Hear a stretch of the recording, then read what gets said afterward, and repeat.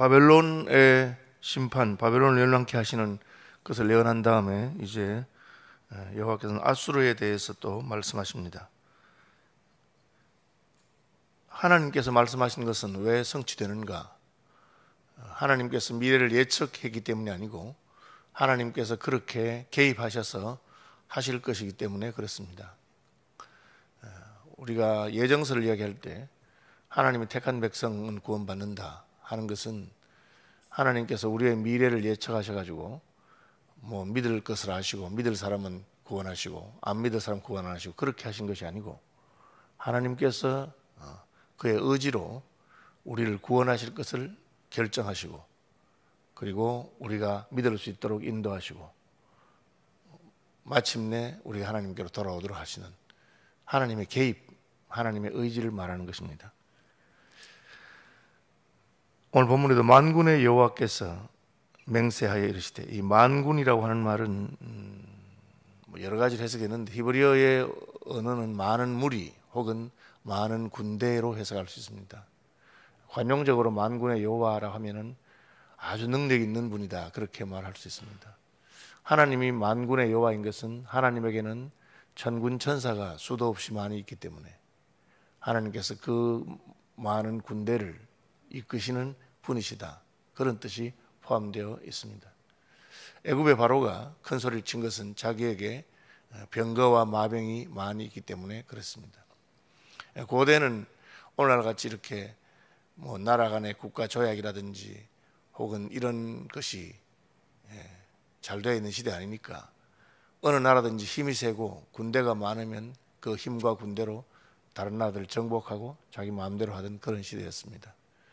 그러나 성경은 그 어떤 나라의 왕보다 하나님께서는 더 많은 군대와 그를 따르는 사람들이 있다 하는 것을 따르는 천군 천사가 있다 하는 것을 말씀하는 표현입니다.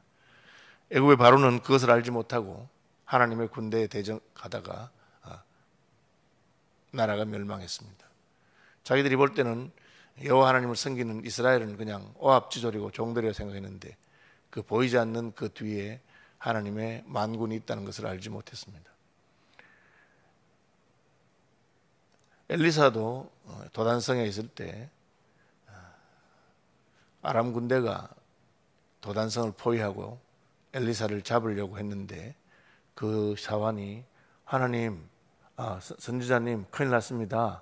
지금 아람 군대가 우리를 포위했어요 할 때 엘리사는 하나님 이 종의 눈을 열어서 하나님의 군대, 하나님의 만군을 보여주십시오.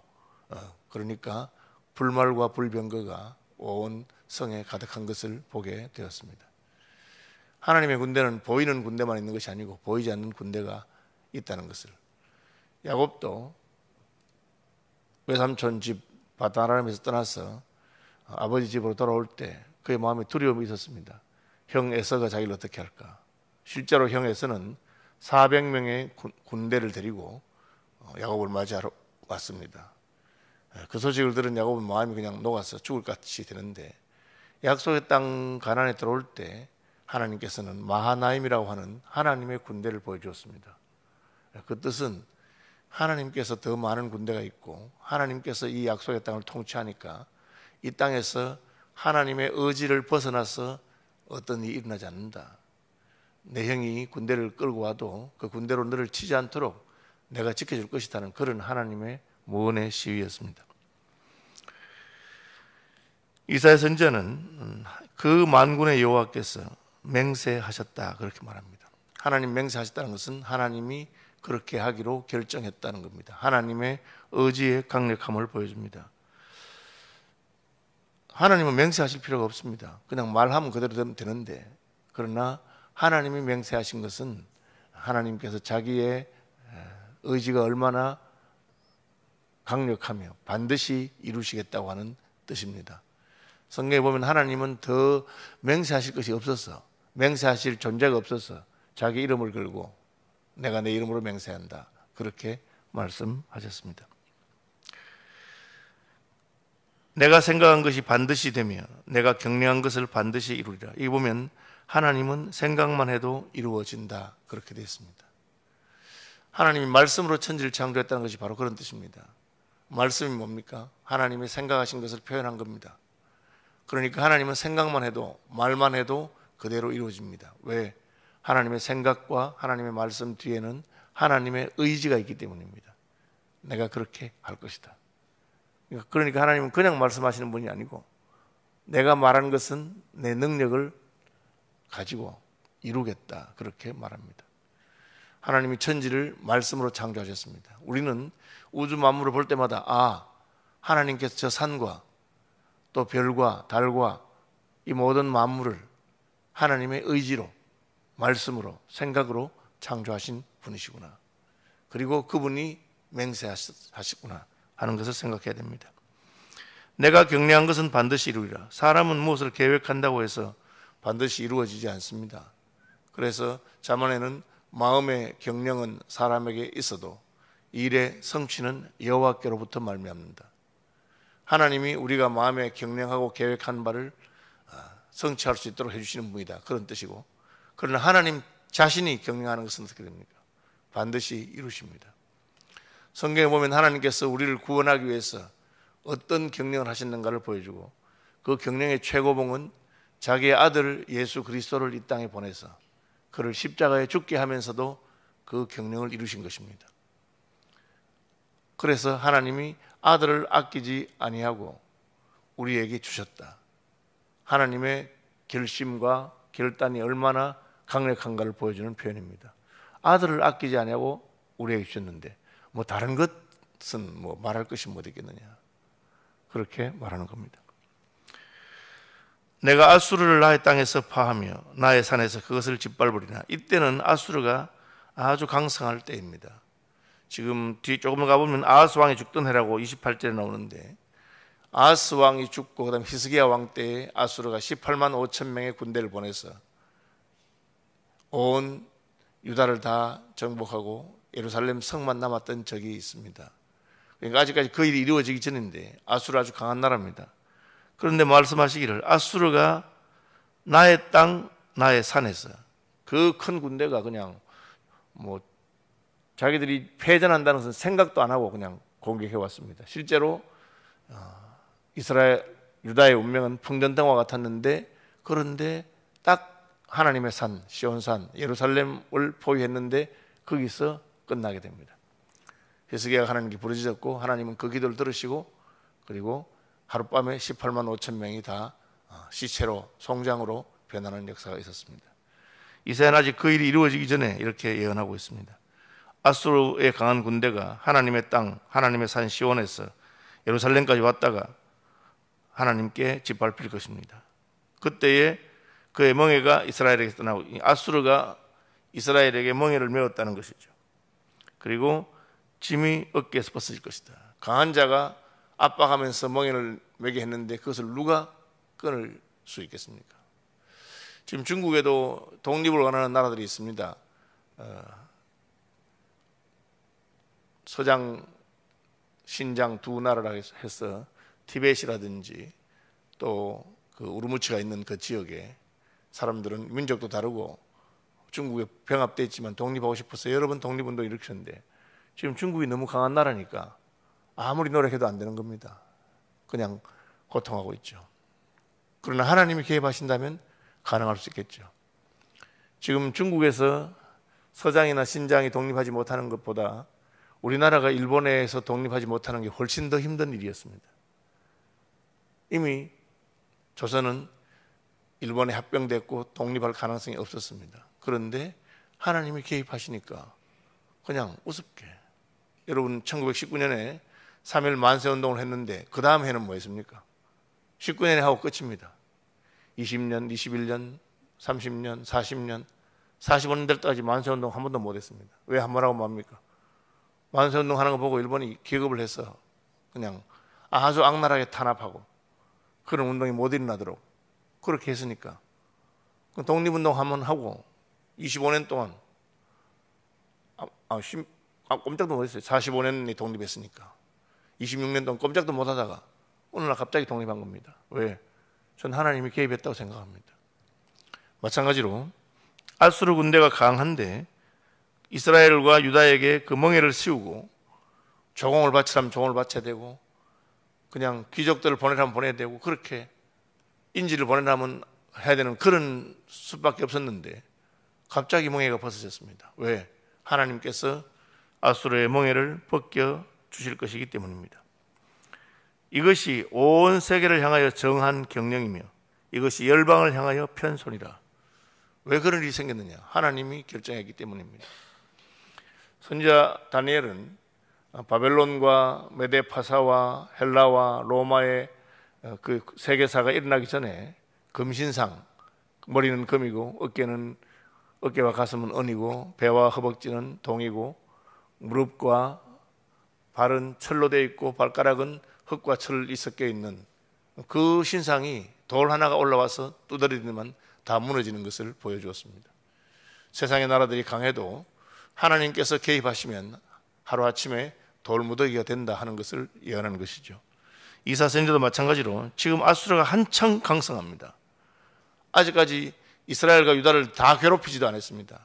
그런데 미리 두고 봐라. 하나님께서 아수르를 무너뜨릴 것이고 아수르가 맨멍에가 벗겨질 것이다. 그렇게 말합니다. 여호와께서 경영하셨은즉 누가 그것을 능히 패하겠느냐. 하나님이 계획하셔서 반드시 이루어진다. 우리가 왜 예정론을 주장하면서 그렇게 하느냐. 우리의 구원이 확실함은 우리의 의지에 있지 않습니다. 우리가 스스로 하나님을 선택하고 믿는 것 좋은 건 맞습니다만 세월이 지나다 보면 한때 믿음이 좋았던 사람이 믿음이 약해지기도 하고 얼마든지 흔들리는 것이 인생입니다. 그럼 우리는 죽는 날까지 내가 확실히 구원받을지 안 받을지 자신이 없을 겁니다. 그래서 이슬람교를 믿는 무슬림들이 자기들의 구원의 확신이 없습니다. 그 사람들은 알라가 나의 선행과 악행을 달아서 어느 것이 더 무거우냐에 따라서 구원한다니까 이때까지 아무리 착하게 살아도 막판에 회딱해가지고 죄 짓고 그렇게 하면 끝난다는 겁니다. 그러니까 구원의 확신이 없죠. 살아봐야 아는 거니까. 우리는 어떠합니까?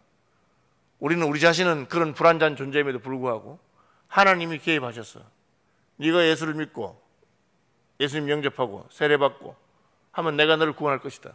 그 증거로 성령을 주고 하나님이 개입하시는 겁니다. 그것을 우리는 예정이라 합니다. 하나님이 결정하셨기 때문에 우리같이 부족한 자도 구원받을 수 있다. 그리고 마침내 구원하실 것이다. 그것이 하나님의 경령입니다. 여호와의 경령은 아무도 패할 수 없고 여호와가 손을 펴면 누가 돌이킬 사람이 없다는 것입니다. 28절 이하는 블레셋에 관한 예언입니다. 아하스 왕이 죽던 해에 이 경고가 임하니라. 블레셋 온 땅이여 너를 치던 막대기가 부러졌다고 기뻐하지 말라. 뱀의 뿌리에서 독사가 나고 그 열매는 날아다니는 불뱀들이라. 이 말은 블레셋을 괴롭히던 아수르나 혹은 무슨 다른 나라가 멸망했으면 끝이냐? 끝 아니다 그겁니다. 하나님이 끝이라 해야 끝입니다. 막대기에 부러졌으니까 아이고 이제 괜찮겠구나 했는데 뱀의 뿌리에서 독사가 나고 그 열매는 날아다니는 불뱀들이라. 뱀보다 더 센 뱀이 독사고 독사보다 더 센 뱀이 날아다니는 불뱀이라고 했습니다. 그러니까 하나님이 끝이라고 할 때까지는 끝이 아니다 그 말입니다. 인생이 하나님 앞에 가서 하나님의 구원을 얻고 하나님의 용서를 받고 하나님이 이제 됐다. 내 형벌의 날이 끝이 났다. 그렇게 선포하지 않는데 끝이 아닙니다. 10가지 재앙을 아시죠? 바로가 처음에 아이고 이런 큰 재앙 하다가 또 이제 재앙이 지나가니까 이제 끝났겠지. 끝난 게 아닙니다. 점점 더 센 게 오다가 나중에는 온 나라가 곡소리로 들리도록 야훼의 밤, 여호와의 밤에 모든 장자들이 다 죽는 그런 일이 일어났습니다. 하나님께서는 왜 그 한 방에 조지지 않고 10번이나 그렇게 하십니까? 인생에 아무리 고집을 부리고 해도 견딘다. 뭐 이 정도는 내가 참고 넘어가자. 그래도 그 다음엔 더 센 게 오고 더 센 게 오고 마침내는 꼼짝 못하도록 그렇게 만드시는 분이 하나님이십니다. 그러니까 블레셋에게도 너희가 하나님께로 돌아오지 않는 한 고집 부리고 있으면 이번에는 뱀이, 그 다음에는 독사가, 그 다음에는 불뱀이 와서 너희를 칠 것이다. 가난한 자의 장자는 먹겠고 궁핍한 자는 평안히 누우려니. 이 말은 아무것도 없는 사람들도 다 하나님이 긍휼을 베푸시면 먹고 사는 일에 지장이 없지만 내가 내 뿌리를 기근으로 죽일 것이요 내게 남은 자는 살육을 당하리라.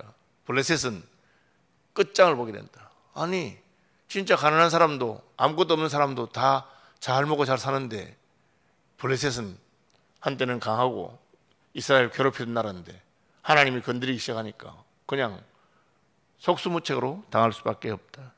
성문이여 슬피 울지어다 성읍이여 부르짖을지어다 블레셋이여 다 소멸되리로다. 성문이나 이것은 사람들이 많이 지나가는 곳이니까 그 성에 있는 모든 사람들이 다 안다는 겁니다. 와, 블레셋이 저렇게 망하는구나. 지금 이사야서 전체 큰 흐름은 하나님이 이스라엘 백성들에 대한 심판을 하시면서 회개를 촉구하시고 회개하지 않으면 너희가 멸망받을 것을 말씀하시고 그리고 그 다음에는 열방도 뭐 하나님이 뭐 이스라엘만 미워서 그렇게 하는 게 아닙니다. 이스라엘을 사랑하기 때문에 먼저 말씀하셨고 그 다음에 이스라엘을 괴롭히면서 자기들은 웃고 희낙낙하던 바벨론, 아수르, 블레셋 전부 다 너희도 다 하나님의 심판이 있다. 지금 하나님 관심이 유다와 이스라엘에 있어서 그렇게 하는 거지 너희들은 뭐 그냥 잘난 줄 아느냐 그렇게 하는 말입니다. 내게 남은 자는 다 살육을 당할 것이고 성문이 슬피 울고 성읍이 부러질 것이고 너 블레셋이여 다 소멸되리로다.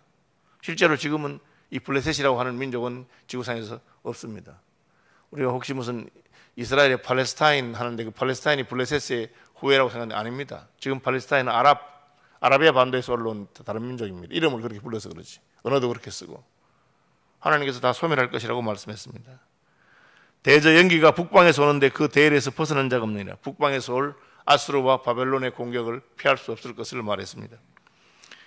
그 나라 사신들에게 어떻게 대답하겠느냐. 이것은 블레셋 사신들이 이제 유다에 와서 살려달라고 하는 그 이야기입니다. 여호와께서 시온을 세우셨으니 그의 백성의 공고한 자들이 그 안에서 피난하리라 할 것이니라. 어디서? 시온에 가서 하나님의 긍휼을 구하면 공고한 자들이 거기서 피난할 일이 있을 것이다. 이 마지막 소망을 말씀하신 것입니다. 블레셋이든지 무슨 이스라엘 왕국이든지 시리아든지 어떤 나라든지 시온에 와서 여호와의 품에 피하는 자가 구원을 얻을 것이다.